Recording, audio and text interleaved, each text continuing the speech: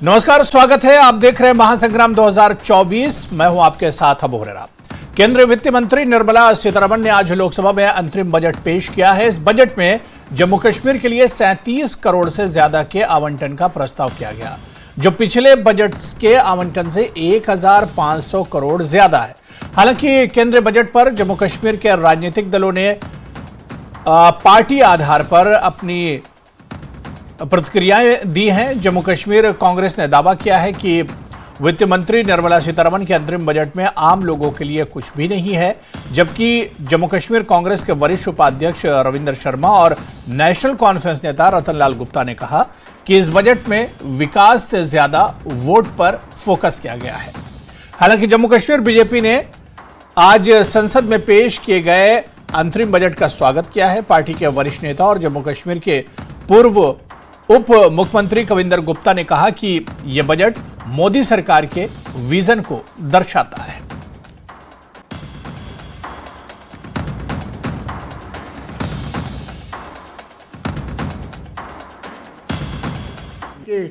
खोदा पहाड़ निकला चूहा। पहली जो मैडम ने तकरीर की पार्लियामेंट के अंदर, पहला पोर्शन अगर आप देखें तो ये लगता है कि एक पॉलिटिकल तकरीर थी कि भाई कहीं इलेक्शन में वो अपनी तकरीर कर रही हैं और वोट मांग रही हैं। ऐसा नहीं होता। आप पार्लियामेंट के अंदर बजट पेश कर रहे हैं और बात आप वोटों की कर रही हैं, तो मैं समझता हूँ ये डेमोक्रेसी के लिए एक चोट है। बजट में कुछ खास तो है नहीं, क्योंकि चुनाव से पहले का अंतरिम बजट है, इसलिए 2047 की बातें की गई हैं। टारगेट जो है वो अगले 5 साल का भी नहीं, 2047 तक। पहले जैसे 2014 में कहा था बुलेट ट्रेन होगी, स्मार्ट सिटी होंगे, मेट्रो सिटीज़ होंगे, जम्मू वाले भी इंतज़ार करते थे, लेकिन ऐसा तो कुछ हुआ नहीं। तो ये सरकार जो है वो नारे लगाने में बड़ी बात है, लेकिन कोई इनकम टैक्स में रिबेट नहीं मिला। देश की प्रगति, देश का उत्थान और देश को गति देने वाला बजट है। इसमें सभी वर्गों को, चाहे वो महिला हो, गरीब कल्याण हो, रक्षा का क्षेत्र हो, हमारा इंफ्रास्ट्रक्चर का क्षेत्र हो, सभी को ध्यान में रखा गया है। भारतीय जनता पार्टी के जो भी बजट आए हैं उसमें विशेष करके गरीब कल्याण को मेन फोकस रखा गया है, महिला सशक्तिकरण पर फोकस रखा गया है, और जो ऑलरेडी सभी काम चल रहे हैं उसमें बहुत सी राशि भी बढ़ाई गई है।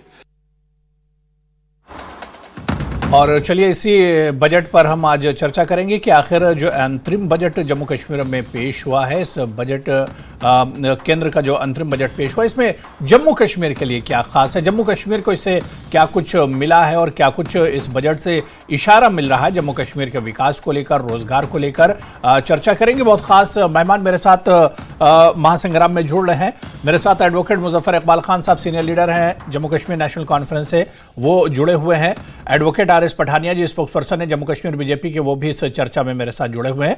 दोनों मेहमानों का बहुत स्वागत है। मैं एडवोकेट मुजफ्फर इकबाल खान साहब, आपका पहले रिएक्शन लेना चाहूंगा कि आज जो अंतरिम बजट था, लोकसभा चुनाव से पहले का आखिरी बजट इस सरकार का, मोदी सरकार का, किस तरह से इस बजट को आप देखते हैं और जम्मू कश्मीर के लिए क्या लग रहा है, इस बजट में क्या खास है? अबू हुरैरा साहब, खास तो मुझे कुछ लगा नहीं। बजट तो जो रूटीन बजट है, और क्योंकि ये इंटरिम बजट है, असल बजट जो है वो तो पार्लियामेंट जब दोबारा असेंबल होगी आफ्टर इलेक्शन तो तभी आएगा। बहरहाल ये बजट की जो जमा तफरीक है, इससे हमारे जम्मू कश्मीर में कोई कभी ना, इससे पहले भी बड़ी दुहाई दी गई कि हमने बजट में इतने पैसा रखा है, इस बार 4 गुना पैसा रखा है, लेकिन ऑन ग्राउंड तो उसका कोई हमें बेनिफिट मिला नहीं और ना ही कोई तामीर और तरक्की का काम हुआ। और बुनियादी तौर पर यहाँ जम्मू कश्मीर में जो रिक्वायरमेंट है कि यहाँ जो पॉलिटिकल वैक्यूम है उसको फिलअप करना जरूरी है। बजट ठीक है अपनी जगह, तामीर और तरक्की के लिए बजट जिस तरह तमाम रियासतों के लिए रखा जाता है या यूनियन टेरिटरीज के लिए, तो जम्मू कश्मीर के लिए भी रखा होगा। लेकिन मुझे उससे कोई, इससे पहले खातर ख्वाह कोई तब्दीली नजर तो आई नहीं। अब इसके बाद देखते हैं इस बजट के बाद क्या होता है, कोई ग्राउंड पे कोई तब्दीली आती है, तामीर और तरक्की के जो पैमाने हैं उस पर ये पूरा उतरती है या नहीं उतरती है ये बजट। लेकिन असल बजट तो अब 2024 के इलेक्शन के, पार्लियामेंट इलेक्शन के बाद ही होगा। ये तो इंटरिम बजट है, अच्छी बात है। अगर कोई इससे कोई तामीर तरक्की का काम जो इंटर्न जब तक जो काम चल रहे हैं कम से कम उनके लिए क्योंकि बहुत सारे काम जो है वो स्टैंड स्टिल हैं इस वक्त। तो उनके लिए अगर कोई बजट में प्रोविजन रखा है तो अच्छी बात है जी। लेकिन हकीकत ये है कि ग्राउंड पे पैसा ग्राउंड पे कितना लगता है और कितना इफेक्टिवली उसका यूज होता है वो मैटर करता है। जबकि ग्राउंड पे आप जब पॉलिटिकल वैक्यूम है, पंचायत भी नहीं है, मतलब वो जो आपने कहा था हमने एक टीयर क्या जी, आप 3 टीयर वाली पंचायत बनाई है, वो भी उसका टर्म भी खत्म हो गया। पिछले 5 साल से यहाँ असेंबली कोई नहीं है, रिप्रेजेंटेटिव है कोई नहीं है, ब्यूरोक्रेसी में एसएससी नहीं है लोगों की और ना ही कोई मिलता है ब्यूरोक्रेट। तो ब्यूरोक्रेसी जो है वो सब्स्टिट्यूट तो नहीं हो सकती है ना, अकाउंटेबिलिटी उनकी है कोई नहीं है ना, वो लोगों के सामने उनकी अकाउंटेबिलिटी है, ना ही उनको कोई पूछने वाला है। तो जाहिर सी बात है कि इन हालात में बजट एलोकेट करने से आप कहोगे कि ग्राउंड पर इसका कोई इंपैक्ट होगा, तो मुझे जाहिरी तौर पर लगता नहीं है, जब तक कि यहाँ पॉलिटिकल सेटअप जो है वो वापस रिस्टोर नहीं किया जाता और बुनियादी तौर पर जब तक कि यहाँ रियासत वापस नहीं की जाती तब तक यहाँ की तामीर और तरक्की का फुकदान है। चलिए, मैं आर.एस. पठानिया जी आपके पास आना चाहूँगा, क्योंकि इससे पहले हमने जम्मू कश्मीर की दूसरी भी जो पॉलिटिकल पार्टीज़ हैं उनका रिएक्शन भी सुना, ख़ासतौर से नेशनल कॉन्फ्रेंस की तरफ से, जिस तरह से यहाँ पर मुजफ्फर इकबाल साहब ने कहा कि ये मतलब जो उम्मीद की जा रही थी उस तरह का बजट तो नहीं है, अंतरिम बजट है और इसमें कुछ जम्मू कश्मीर के लिए बहुत खास नहीं है। रतनलाल गुप्ता ने कहा कि खोदा पहाड़ निकला चूहा जैसा ये पूरी एक बजट रहा है। फारूक अब्दुल्ला ने भी यही कहा कि ये बजट में कुछ खास नहीं है इस जो बजट पेश किया गया है। जी अबू जी, आज का जो बजट है जी, जिसे निर्मला सीतारमन जी ने आज पार्लियामेंट में आज टेबल किया है, हमारा मानना है कि नए भारत में एक नया इतिहास रचने में और नई गति देने में ये मील का पत्थर काम करेगा। सबसे पहले आशा आंगनवाड़ी को आयुष्मान भारत में इंक्लूड किया गया। 9 से 14 साल की बच्चियों को सर्विकल कैंसर के लिए नई चीज है कि उसके लिए नेसेसरी वैक्सीनेशन की बात की गई है। नए पीएमएवाई मकानों की बात की गई, तकरीबन 2 करोड़ नए पीएमएवाई हाउसेस की बात की है। और जो सबसे इंपॉर्टेंट बात है कि सेंट्रली स्पॉन्सर्ड स्कीम्स तो कब से चली आ रही हैं, लेकिन उन सेंट्रली स्पॉन्सर्ड स्कीम्स को एक सैचुरेटेड लेवल पर 100% लेवल पर अचीव करने की बात इस बजट में की गई है। इस सब के अलावा जहां तक जम्मू कश्मीर की जैसे आप बात कर रहे हैं, डिस्कशन कर रहे हैं, डिबेट कर रहे हैं, जम्मू कश्मीर की जितने भी जो वेलफेयर मेजर्स हैं जो जम्मू कश्मीर में पिछले दिनों सरकार ने उठाए हैं, चाहे वो टूरिज्म प्रमोशन में है, चाहे वो सिक्योरिटी और टेरर कंट्रोल के लिए है, या चाहे वो इंफ्रास्ट्रक्चर डेवलपमेंट के लिए या इंडस्ट्रियल प्रमोशन के लिए, हर एक को बरकरार रखते हुए पिछली बार से ज्यादा हायर एलोकेशन इस बार जम्मू कश्मीर को दी गई है। जम्मू कश्मीर को जो टोटल जो इनका प्रपोजल है वो इन टोटो एग्री किया गया।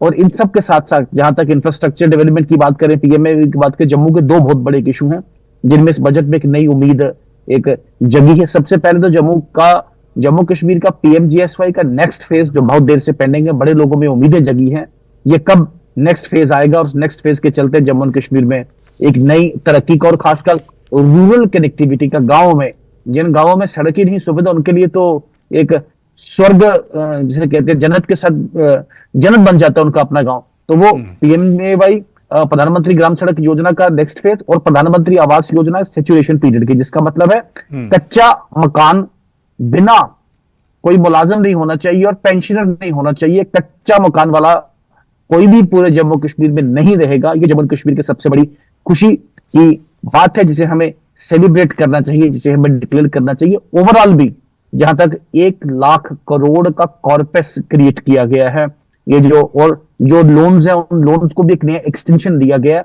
एमएसएमईज पे जो बजट का लेटेस्ट फोकस है, इस बजट पे डिस्कशन डिबेट करें तो मुझे लगता है भारत को गति देने वाला बजट है, भारत को नई दिशा देने वाला बजट है।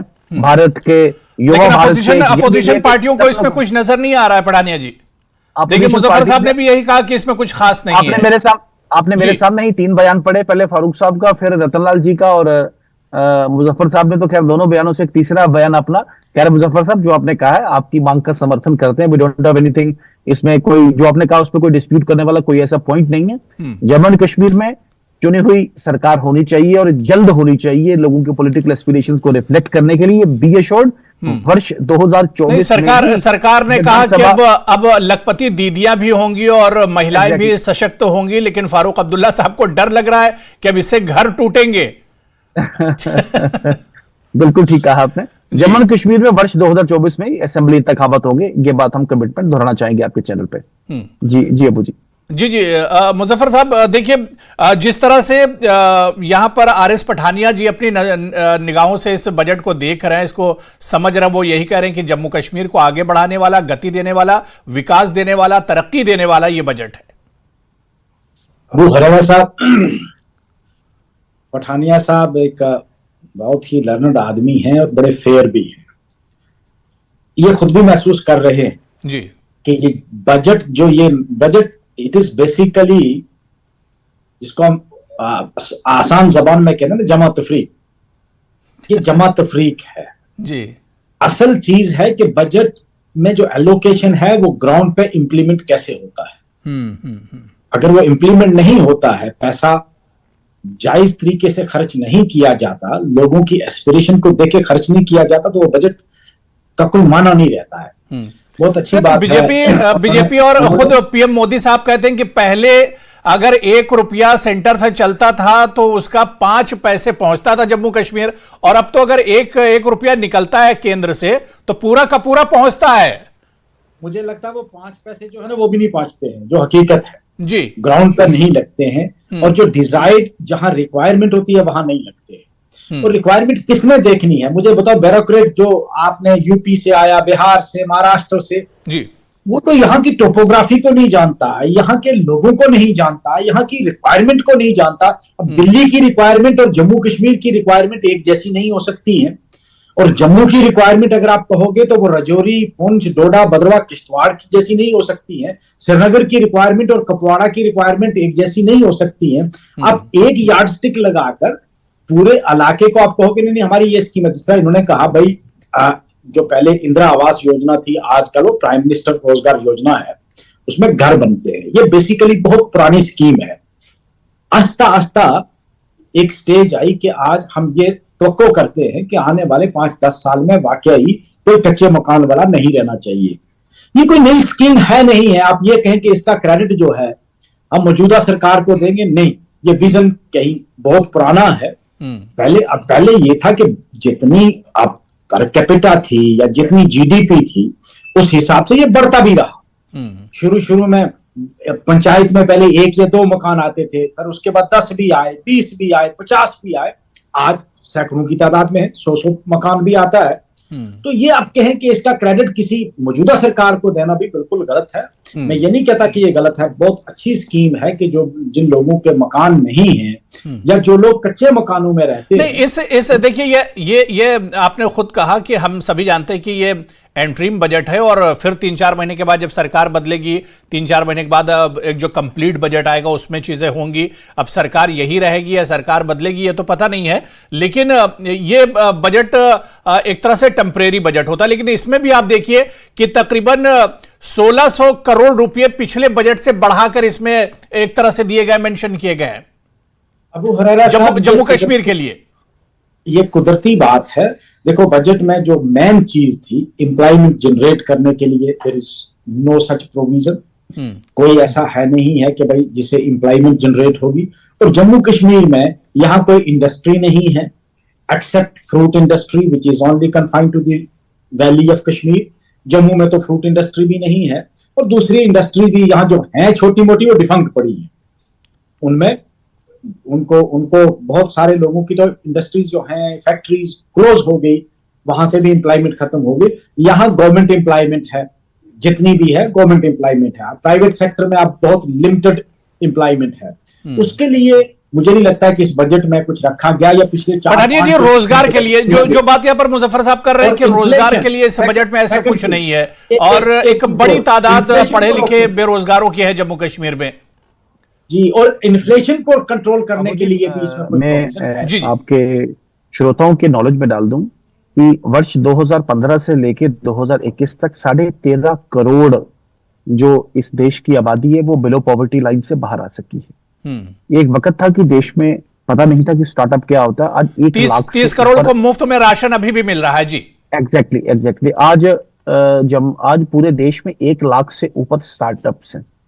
और जहां तक एम्प्लॉयमेंट जनरेशन की बात करें, मैंने कहा medium and small micro enterprises में ये एक भारत की एक नई, एक जिसे कहते हैं रोजगार में सेल्फ डेवलपमेंट, सेल्फ इंडिपेंडेंस और एक सेल्फ क्रिएशन। जम्मू कश्मीर में कितना रोजगार दिया है या जम्मू कश्मीर में आगे कितना रोजगार देंगे, ये सवाल है मुजफ्फर साहब का। जी, मैं रोजगार पे आ रहा हूं। देखिए आज के बजट की अगर बात करें, it has reiterated India to be a developed country by 2047, which means $1200 एक आदमी को, और विच सॉरी 12,000। 20 साल और इंतजार करना पड़ेगा, अभी 20 साल का टाइम बचा हुआ। बट इस बजट का इस तरीके से प्लान किया। जहां तक जम्मू कश्मीर रोजगार की बात करूं, मैं पिछले सालों में 40,000 से 40,000 से ऊपर सरकारी नौकरी बिना किसी कोई डाउट के, डबल ओपिनियन के लोगों को बड़ी साइलेंटली और बड़े रिकॉर्ड पेस में लोगों के हाथ में दी गई है। इन सब के साथ साथ 60,000 लोगों को सेल्फ एम्प्लॉयमेंट, जो मिशन यूथ और स्किल इंडिया के तहत से 60,000। हाँ, तो ये तो ऊंट के मुंह में जीरा, ऊंट के मुंह में जीरा है ये। अगर आप देखिए ये आंकड़े, अगर आप देखिए जी हाँ, जी अगर इन दोनों को अगर आप टैग करें तो इसका मतलब है 1 लाख से ऊपर लोगों को बिल्कुल डायरेक्टली और सेल्फ एम्प्लॉयमेंट उसमें प्लान करने की कोशिश की गई है, डायरेक्टली स्कीम में लाने की कोशिश की गई है, इतने युवाओं को एंगेज किया गया है। उसके अलावा भी जो इंडस्ट्रियल प्रमोशन की बात करें या स्टार्टअप्स की बात करें, या यहाँ पे जो 3 लेवल पे जो मुजफ्फर साहब आप बीच में जवाब दे सकते हैं। आपका जवाब मिला या नहीं मिला? जो बेरोजगारी पे आपने जो सवाल किया था रोजगार को लेकर, वो जवाब मिला या नहीं मिला, आप पूछ सकते हैं। नहीं मिला। जम्मू कश्मीर बैंक और खादी विलेज इंडस्ट्रीज बोर्ड, इसके राइज अनएम्प्लॉयमेंट क्यों हुई है जम्मू कश्मीर में? पिछले 5 सालों में अगर आप देखेंगे कि तारीख में इतनी अनएम्प्लॉयमेंट राइज कभी भी नहीं हुई और किसी दूसरी रियासत में नहीं हुई जितनी जम्मू कश्मीर में हुई है। अनएम्प्लॉयमेंट राइज जो पठानिया साहब कह रहे हैं 1 लाख से ज्यादा नौकरियां दी गई हैं। अब वो तो हमें तो, मैं कहता हूं ग्राउंड पे अगर इनकी बात मान ली जाती है तो अनएम्प्लॉयमेंट राइज आंकड़े बता रहे हैं पठानिया साहब, आंकड़े बता रहे हैं जी। मैं कहता हूं अगर आपने पहले ही कह दिया कि ऊंट के मुंह में जीरा, पिछले 5 साल में अगर 1 लाख आपने नौकरी लगाई है तो कोई बड़ी बात नहीं है। अनएम्प्लॉयमेंट राइज कितनी हुई है वो भी तो देखो। मेरे ख्याल में पूरे मुल्क में जितनी जम्मू कश्मीर में अनएम्प्लॉयमेंट राइज हुई है उतनी किसी मुल्क के किसी हिस्से में नहीं हुई है। क्यों? वजह क्या हुई? आपने तो जब 5 अगस्त को यह कहा था कि यहां बेरोजगारी खत्म कर देंगे, तामीर और तरक्की जो है। जी, आप जवाब दे सकते हैं, समय कम है, आप जवाब दे सकते हैं। जम्मू कश्मीर मुल्क का नंबर 1 यूटी होगी। यूटी इसलिए बनाई है कि तरक्की करनी है। अरे भाई, तरक्की करते करते हमारी जो असेंबली है वो भी चली गई, जमीनें भी गई, नौकरियां भी गई। ये तरक्की हुई है। मैं एक और आंकड़ा आपके सामने पीआईबी का रखूं मुजफ्फर साहब। 7.4 लाख लोगों को सेल्फ एम्प्लॉयमेंट और लाइवलीहुड मिशन के तहत जोड़ने का काम 2021-22 तक, जिसे कहते हैं, सरकार ने आज तक किया है। इन सब के अलावा इनके इन एडिशन टू दैट मुमकिन, Tejaswini, spurring entrepreneurship and mission youth के अलावा ये पीआईबी का मैं एग्जैक्ट डाटा जो बजट में आज रीड करके जिस पे रिलाई किया मैं आपके सामने पढ़ रहा हूं। और स्किल इंडिया के अलावा जिन लोगों को स्किल करने का काम किया, सिर्फ 2020 से लेकर 2023 तक 4,74,464 कैंडिडेट्स जो हैं, इनको कैरियर काउंसलिंग कैंडिडेट्स में लाके और इनकी कैरियर काउंसलिंग की गई। 2,12,109 कैंडिडेट्स को अवेयरनेस कैंपेन इनको प्लेसमेंट का काम किया गया।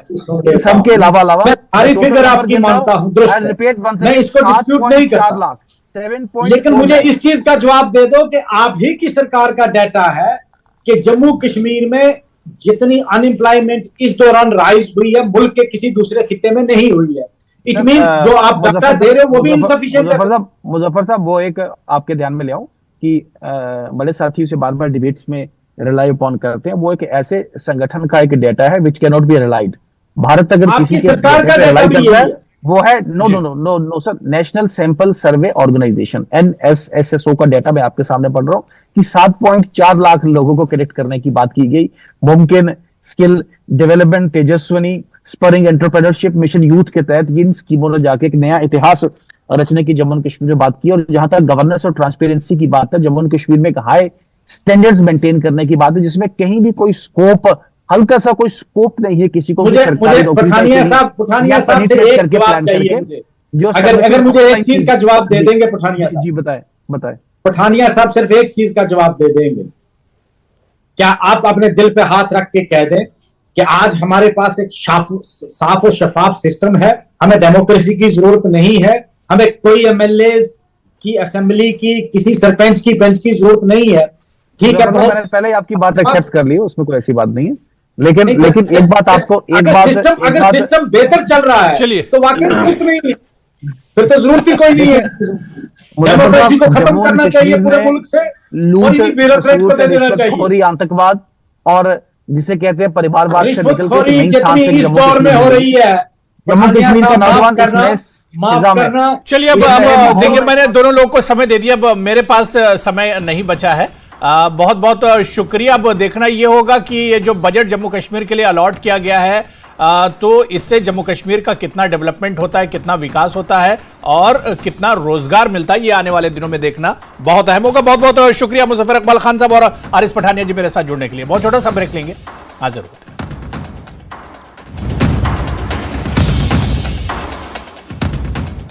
हेडलाइंस प्रेजेंटेड बाय विश्व स्तरीय स्वास्थ्य सेवाओं और सही देखभाल के लिए आज ही आएं एसपीएस हॉस्पिटल लुधियाना।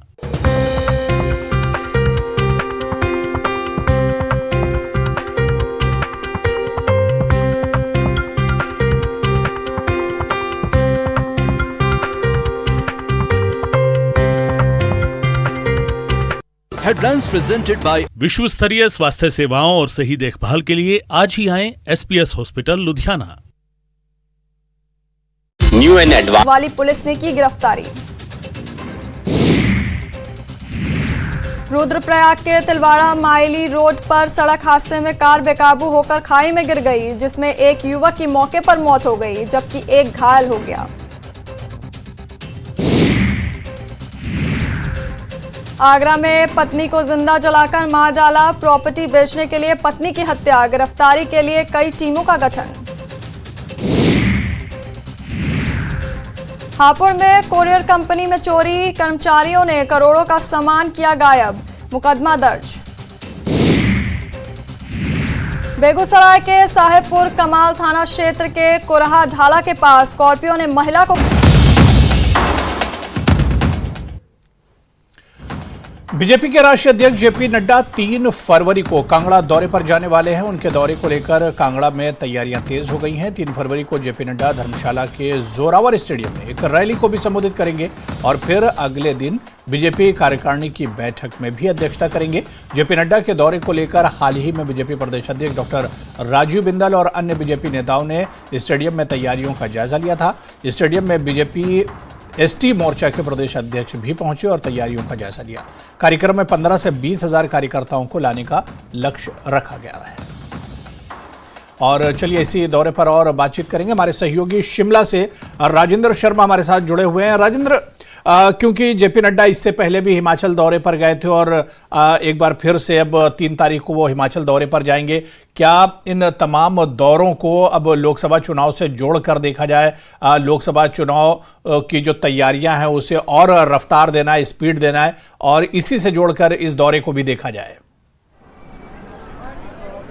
बिल्कुल, अब लोकसभा चुनावों से सीधे तौर पर जोड़कर हम देख सकते हैं और आज नेता प्रतिपक्ष की तरफ से प्रेस कॉन्फ्रेंस में भी इस बात का जिक्र किया गया और सीधे तौर पर कहा गया कि उनके कार्यक्रम के बाद जो अगले दिन उनकी प्रदेश कार्यकारिणी की बैठक होगी उसमें लोकसभा चुनावों को लेकर महत्वपूर्ण चर्चा होगी और कई अहम निर्णय हो सकते हैं। हालांकि खुलासा उन निर्णयों का ज़रूर बैठक के बाहर नहीं आता, बैठक के बीच में सारी चीज़ें होती हैं और हाईकमान को सारी चीज़ें जाती हैं, लेकिन अहम बैठक होने वाली है कांगड़ा में लोकसभा चुनावों को लेकर। जेपी नड्डा इस पूरी फीडबैक हिमाचल प्रदेश की लेंगे और क्या कुछ किया जाना है अब हिमाचल प्रदेश में, क्योंकि चारों संसदीय क्षेत्रों का जेपी नड्डा दौरा कर चुके हैं खुद और चारों संसदीय क्षेत्रों में बैठक कर चुके हैं, जनसभा कर चुके हैं, रोड शो कर चुके हैं। तो अब कांगड़ा जो हिमाचल प्रदेश का सबसे बड़ा जिला है वहाँ पर धर्मशाला में पहले एक जनसभा को संबोधित करेंगे और अगले दिन भाजपा की अहम बैठक करेंगे जिसमें तमाम भाजपा के प्रदेश के पदाधिकारी इस बैठक में में मौजूद रहेंगे तो हम कह सकते हैं कि अब हिमाचल प्रदेश में पूरा खाका भाजपा का इस बैठक में तैयार होने वाला है कि आगे आचार संहिता लगने के बाद किस प्रकार से आगे काम भाजपा को करना है, क्योंकि जो अलग अलग सातों मोर्चे अगर हिमाचल प्रदेश में बीजेपी की स्ट्रैटेजी को हम देखें तो डिपेंडेंसी मोर्चों के ऊपर अधिक की गई है इस बार। हो सकता है राष्ट्रीय स्तर पर भी इस प्रकार की चीज़ें हो, लेकिन हिमाचल प्रदेश में जो जिम्मेदारी दी गई है वो मोर्चों को अहम जिम्मेदारी दी गई है। फ्रंट पे इन सातों मोर्चों को रखा गया है, चाहे युवा मोर्चा हो, महिला मोर्चा हो, किसान मोर्चा हो, तमाम SC मोर्चा हो, ST मोर्चा हो, तमाम मोर्चों को फ्रंट पर रखकर कैटेगरी वाइज अब बीजेपी काम कर रही है। युवाओं के बीच में युवा मोर्चा काम कर रहा है, महिलाओं के बीच में महिला मोर्चा काम कर रहा है, तो इसी प्रकार किसानों के बीच में, और जो लोग बचते हैं उनको सेल्फ हेल्प ग्रुप की तरफ से महिलाओं को एक और जिम्मेदारी भाजपा की महिलाओं को दी गई है कि वो सेल्फ हेल्प ग्रुप की महिलाओं को कांटेक्ट करें। जेपी नड्डा का राजेंद्र जो दौरा है, ये दौरा काफी इंपॉर्टेंट है। लोकसभा चुनाव से पहले एक बार फिर वो एक तरह से हिमाचल प्रदेश के दौरे पर जाएंगे और दौरा काफी अहम माना जा रहा है चुनाव के एतबार से। तमाम तैयारियों पर भी उनकी नजर होगी और कार्यकर्ताओं से भी मिलेंगे और किस तरह से चुनाव में डट कर लड़ना है, कैसे मजबूती लाना है, इन तमाम बिंदुओं पर उनकी नजर होगी। बहुत बहुत शुक्रिया राजेंद्र शर्मा हमारे साथ जुड़ने के लिए, अपडेट करने के लिए। तो चलिए, महासंग्राम 2024 में आज फिलहाल इतना ही। नमस्कार।